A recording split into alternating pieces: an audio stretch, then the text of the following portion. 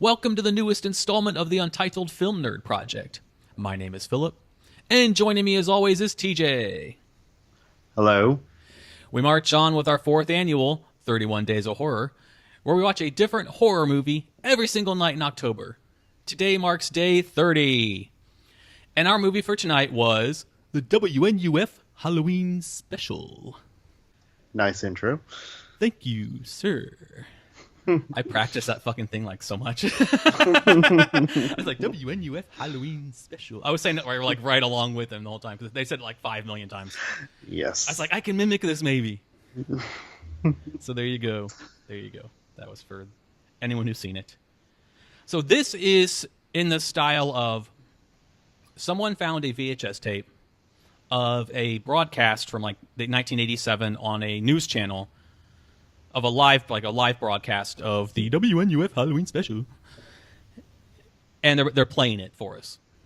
Is the gist. So we have the newscast before, we have all the commercials, we have the actual special itself, all the way through to the end. It's just one continuous thing.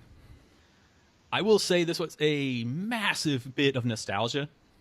Yes. Like, holy crap! I think we were both kids, but holy crap! I was like, yeah. I was like, oh my god, yes. Like, there's some specific commercials I want to talk about because I was busting out laughing. I was like, oh my god, it's so cheesy. I will say, like, there's good things and bad things with this. The good was it was done really well. Yes. For being made in, in 2013? To simulate 1987, they did it perfectly. The newscast was perfect. The commercials were amazing. Like, the commercials were what sold the film for me. They were so freaking perfect. The just how they would talk, the clothing and the hairstyles and like the terminology they used. And the type of commercials. Yes, exactly. And the way they were shot and edited and the voiceovers and the filters and just everything about that was perfect. The thing I didn't care for was the actual Halloween special itself. If this is an example, because you've been trying to get me to watch one of these kind of movies for a while, and if this is an example of what it has to offer, I'm probably going to pass on the next one. I saw what they were going for, and I did like the little twist at the end, especially given the irony of what they were pushing on the news broadcast the entire time. Yes. Which also took me back to a whole like devil worship, satanic witch hunt that was started in the 80s, which ended up being complete bullshit, but it was just a way to distract the masses. Yep. I really liked what they did with that and what the twist in the end ended up being. But I guess, I don't know what I expected, but I think maybe I expected a little more. So, what were your thoughts? Well, to go along with what you're saying, expecting a little bit more, definitely, because given and this is, again, so frustratingly true of the 80s, the amount of commercials. Yes. Oh, my God. It would have put the program at, 20 minutes long. Yeah, I wrote it down. We did not start the actual going into the house. To give people listening the backstory, the Halloween special is that Frank Stewart, who was awesome. Yes, he was one of my favorite things about him. Yes, yeah, definitely. I have a lot of one-liners from him. He is the main reporter, or whatever, on this special that is going into the Weber house, where these parents were killed by their son, I think David Weber, 20 years ago. And so no one's been in the house for 20 years since the son killed the parents. The son killed the parents because a spirit board told him to. So after he kills his parents, he calls the cops. He goes and sits on the curb, and he just says, the devil or whatever made me do it. So the whole gist is this special is they're going into the house for the first time since the murders. Along with them, they have Dr. Louis Berger. Thank you. And Claire Berger. Right. So the Bergers are clear, homages, play on Ed and Lorraine Warren, the famous occultist, supernatural, duo. And I thought they did a good job of making them look like the actual Warrens rather than the movies. The Bergers are there to, speak to the spirits or find out what's there or whatever. And then along with them, they have a priest, Father Matheson, who is there to possibly perform an exorcism on the house. But in between that, we have 5 million commercials. Yes. They were all amazing. They were amazing in the way of capturing the spirit of the late 80s to a T. Like, we had just, gosh, so much stuff. Like from the, I think one of the commercials that really hit home was the one for the furniture store. Was it the carpet store? Yeah, there we go. That one. Phil's Carpet Warehouse. Phil's Carpet Warehouse. It's like, oh, we had so many of those. Really? Yeah. Recording of the news station on tape, on a VHS tape. We also had actual little news stories. Mm-hmm. So we had a news story about a 7-year-old kid that was killed by the PTSD vet who thought he was like from the war. A Korean soldier. Yeah, and shot him. Yeah. I was like, that's kind of fucked. Then we had like opposing Senate race people just smearing each other. That hit home because we had that crap all the time. Yes. Shitty TV programming. Yeah, it was. I do miss the heavy metal at night shows. Like they were on at midnight, and I miss the horror shows where it was hosted by somebody. Yes. I do miss that. I wrote that in my notes that I missed that. But there's a lot of, we could have seen some really shitty movies like Doggone It and Sarcophagus. We could have watched Galaxy Pilot and the Laser Brigade. That looks so shitty. That was bad. We could have watched Chicago Lightning. Mm-hmm. And also, to go along with those, well, you had mentioned it, the opposing Republican and Democrat. Yeah. And I just got a kick out of that the guy that was just like taking money from a company that was blatantly polluting the shit out of the water. And he's like, oh, well, those aren't important. You know, I'm here to support the Second Amendment. Let's talk about his infidelity. I was like, okay, nice way to sweep that under the rug. So I'm just going to go through and talk about, like, there's really not a lot to talk about here other than the commercials. Well, in my opinion, because we can get to the Halloween special, but not really a lot happened.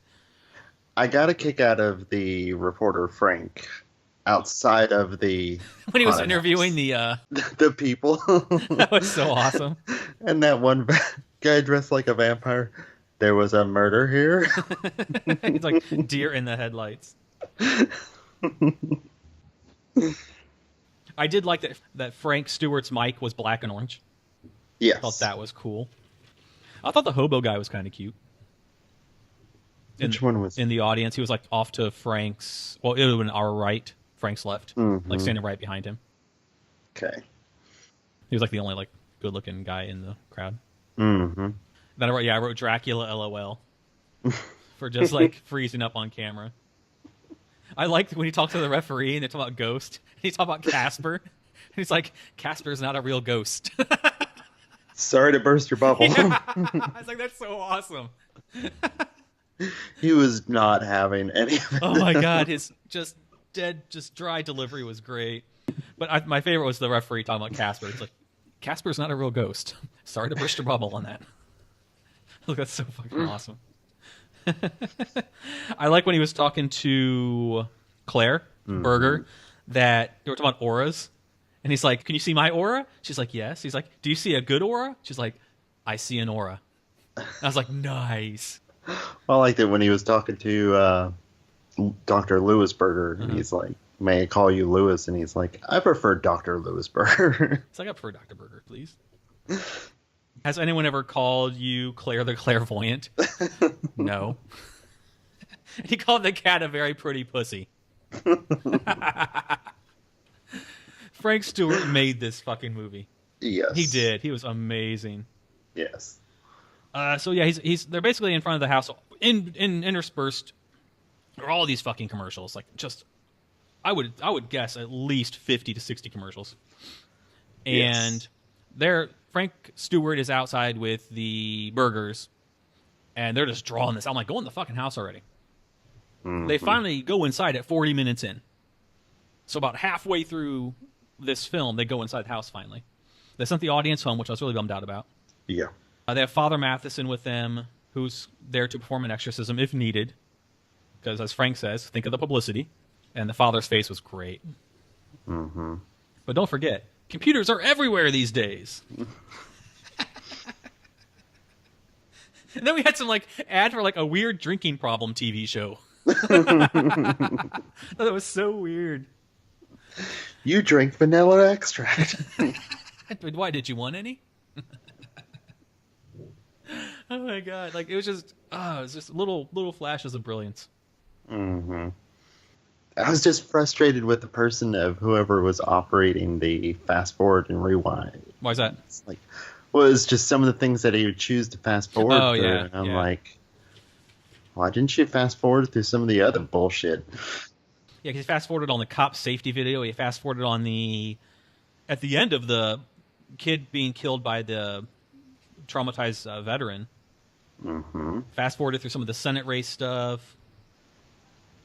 So they're in the house, and the burgers are going to do an EVP, which we've dealt with already this month. And vis-a-vis, they go to, I think they're going to walk to the basement. They hear a noise. Although the cat's missing, by the way. The cat ran up the stairs, and Claire follows it because it's leading them somewhere, apparently. Because the cat has ESP. So, there you go. Yeah. So they're following their ESP cat that Claire can communicate with, but she can't really communicate with the spirits because she doesn't have her cat. Mm-hmm. Somewhere in this, Frank is off doing something else, I think with the father, and Lewis is like, you need to listen to what was recorded. They play the recording. The guy is talking to the spirit. The spirit says, leave. Which I'm kind of like, you could have made that happen. Because you stopped it right after the word leave. It could have been like, leave me a donut. He just stopped it after leave. We don't know. Yeah. But then they go back, their equipment's broken. And that's all Lewis will bitch about. So then we go back to more commercials after that, because Lewis is distraught that his $1,000 equipment is broken, which in 1987, that's really fucking expensive. Yes. I'm going to do the commercials that made me laugh out loud at the end, so I'm saving that. Then we come back to the special. We have a live call-in seance. Which was just stupid. Iron Maiden rules! White Lion sucks! Can you contact my dead grandmother and call her a bitch? God, the whole story wasn't very strong, but man, the writing was good. Mm-hmm. Foreshadowing when somebody calls and says, "This is blasphemy! You're all going to hell." Then we cut to some more commercials. We got back. The cat has been dead. They show it on camera. It's just pretty much been eviscerated. Yeah. It's what was once a cat. That was a flat cat. Yes, it was a flat, bloody cat. Looks like it got ran over by a car. Mm-hmm. There's some more commercials. Come back. I like the line, "This is not show business. This is the paranormal." At this point, the burgers have left. So it's just Frank and Father Matheson. Frank asks him, "Is this the work of the devil?" "I don't know." Thought it was a great... I love the way the guy played the father character. So uncomfortable, and I don't know if he was trying to remember his lines or... Mm-hmm. Well, it was really well done. Then we get this huge pushing the satanic devil worship agenda. They do a news story on it with a witch hunt that makes no sense. Mm-hmm. I like the father saying, "I think we should call the cops." And then Frank says, "You can't put handcuffs on a ghost." Boom. Line of the fucking movie. That was a brilliant line. Mm-hmm. I loved it. And I knew something was up because Frank was pushing for that exorcism hard. Which I kept on thinking, it's like, how are you going to exorcise a house? Yes, I wrote that in my notes way back. Let me go back real quick. I said, can a priest perform an exorcism on a whole house? Why not do a cleansing? But then again, it's 1987. What do they know? Yeah. More commercials. We come back to the special. And when I say more commercials, there's a lot of commercials. And we come back. They're now in the basement of the house to perform the exorcism. The basement door is locked. They're stuck. Then we go to another commercial. We come back. They send Connor the intern Oh, poor intern. Connor, the sniffling intern, Yeah, apparently he had a cold. goes into the house, and then someone attacks him with an axe. And then we find out that Father Matheson says, "I'm not a priest, I'm an actor." The door's open. The priest is urinating himself. Hmm. Frank Frank is swearing up a storm. Oh, I loved it. I loved it. Frank is going out the door, and then, boom, he gets attacked. And then, huge plot twist. The Christian lady and her group are the killers. Yep. And they cut off Frank's tongue. And then we go back to the news station. We find out it's been 5 days since the incident. They're still missing. But Christmas is right around the corner. Tape stops. So that is the film in a gist. I like the style. I like the format. I thought the story could have been stronger. Like, you could tell a lot of time and effort went into this. Oh yeah. Like, that's why I didn't necessarily love it, but I respect the hell out of it. Even just when the beginning news story was talking about Halloween, Mm-hmm. and they're showing the Halloween decorations, Mm-hmm. and I remember those Halloween decorations. So it must have taken a lot of effort to even track down pristine versions. Yes. Of those decorations. And the voice acting was spot on. Yes. Like, Sunday, Sunday, Sunday. Or later on, girls, girls, girls. Oh, can we talk about the fact that they were serving eggs at a strip club? I will get to that. When's the last time you've heard the word chlorofluorocarbons? It's been forever. We heard it because that was like a big buzzword to distract the public back in the 80s. CFCs. Mm-hmm. It's not a thing now because we have new buzzwords to distract the public. I was like, it's been a minute since we've heard that. Mm-hmm. The community center, big guy, small fries, just don't have a criminal record. It's like that would not fly now. Like, so much of this stuff just would not happen now on TV. Okay, this isn't a commercial, but I laughed one of the hardest times at they were showing a little behind the scenes on the burgers. Mm-hmm. And they're like, and they're with their cat Shadow. And they put fucking headphones on the cat. And the cat's face is like, what the fuck are you humans doing to me? I fucking lost it. And these giant fucking headphones on the cat. Oh my god. That made me laugh really hard. Okay, another one that made me laugh out loud is when the two ladies were playing tennis. And the one lady kept missing. And then the other lady serving says, "It's your tampon, isn't it?" I was like, what the fuck? What kind of fucking tampon commercial? But it's so accurate for commercials from the 80s. Yeah. Oh my god. I mean, shit, it's accurate for commercials from now. Oh my god, it was so funny. I like the Feel the Steel, the heavy metal hits on tape, because they had actual fake songs. I was like, oh my god, I respect what you're doing so much. Then we had the Cloverland shooting range, where you can come feel the warm embrace of the Second Amendment. I definitely laugh out loud to that one. I loved that line. I was like, oh my god, that is fucking brilliant. Like, that's satire and just making fun of it at the same time. Mm-hmm. I loved all the anti-drug stuff. And then we had all of the fucking, like, come drink here, drink this thing. Here's this alcohol, drink this liquor. Like, the little, like, you know, they were kind of, like, they were making a point, but I can't think of the word. Yeah. I like that the dentist was located in the mall. Yes. He was in the fucking shopping mall. I loved it. Okay, I have to talk about the fucking York Ridge popcorn commercial. Oh, wow. It was basically like close-ups of popcorn with like a lady going, oh, yeah, it's so good. It's fucking popcorn. They're like, York Ridge popcorn. It's that good. I was like, oh, my God. And then we go to the Shining Trapeze and their eggs and legs special. I paused the fucking movie because I was laughing so hard. I was like, fucking eggs and legs special. Oh my god. So fucking stupid and offensive and ridiculous at the same time. Oh, that was really funny. That was definitely one of my Yeah, so that favorites. was pretty much, those are the ones that made me laugh out loud the most from Mm-hmm. here. I mean, it was fun to watch. I laughed more than I was bothered or scared or anything. Mm-hmm. So it was more like a comedy to me Yeah. than a horror movie, and that might be where I'm losing, kind of, where I think it lost its luster for me was there.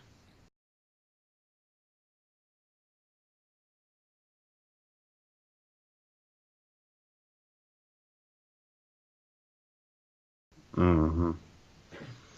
Like the nostalgia was there, Hmm. but unfortunately for me, it was just as much the how infuriating Right. that time period was because that was a lot of commercials. Yeah, yeah, it was. If they weren't so well done Mm-hmm. and some of them weren't so damn funny, I would probably not have liked this very much. Like Mm-hmm. I didn't dislike it. I probably would have disliked it had it been just poorly done. Yeah. But this felt like a love letter to 1987 broadcast TV Mm-hmm. instead of a love letter to 1987 broadcast TV doing a real story on a haunted house. Yeah. The commercials were great, but then just make a new movie of just 1987 broadcast TV. Yeah. Although I did respect what they did with, the hypocrisy of the Christian lady and all that, and the Mm-hmm. obvious pushing of the narrative of the devil worshipping satanic stuff. Because I remember that vividly. I remember being like a little kid thinking how stupid it was. And how psychotic the ones pushing that were. That's what always intrigued me. I'm like, okay, so these people that you're making up to be out to be vilified are the crazy ones. Do you hear yourselves? Mm-hmm. It's the rock music and they're staying up late and it's the drinking and the drugs but hold on, there's all these commercials about drinking and here's these commercials about rock music. It's just like, do you hear yourself? Like, what agenda are you pushing? Like, you sound like a fucking crazy person. Yep. And just because a bunch of other crazy people agree with you does not make you right. Mm-hmm. Ugh, I don't want to get into that. You can believe whatever you want. I don't care. I just thought it was silly. All right, final thoughts, sir. It was cute, Yeah, but I agree. Yeah, it was cute and that's fun. as far as it Yeah, goes. cute and fun. If you want to have a trip down memory lane, if you were an 80s child like we were, then definitely check this out. If you're expecting to be enwrapped in a story and scared, and you're not going to be. No. It was just more like a fun nostalgia trip and nothing more. Mm-hmm. All right, anything else, sir?